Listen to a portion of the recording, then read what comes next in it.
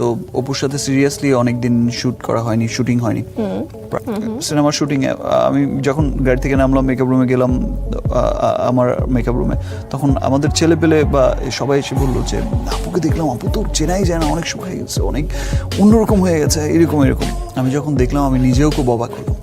আর মাশাআল্লাহ আমি তখন খুব হেলদি ছিলাম।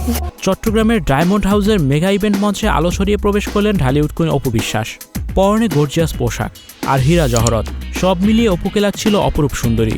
এই ইভেন্টের ভিডিওটি যখনই সোশ্যাল মিডিয়ায় ভাইরাল হলো তখনই নেটপাড়ায় হইচই শুরু হয়ে যায়।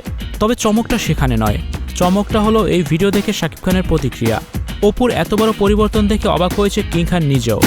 চট্টগ্রামের একটি অভিজাত ভেন্যুতে ডায়মন্ড হাউসের শো স্টপার হিসেবে মঞ্চ মাতালেন অপু।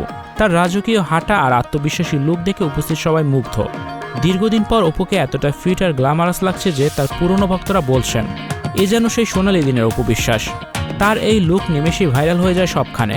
ঘনিষ্ঠ সূত্র থেকে জানা গিয়েছে শুটিং বিরতিতে শাকিব খানের চোখে পড়ে অপুর এই ভাইরাল ভিডিওটি।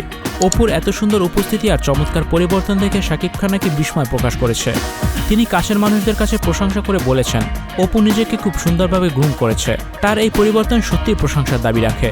শাকিব খানের এই ছোট প্রশংসা বা বিষয় এখন সোশ্যাল মিডিয়ায় আগুনের মতো ছড়িয়ে পড়েছে।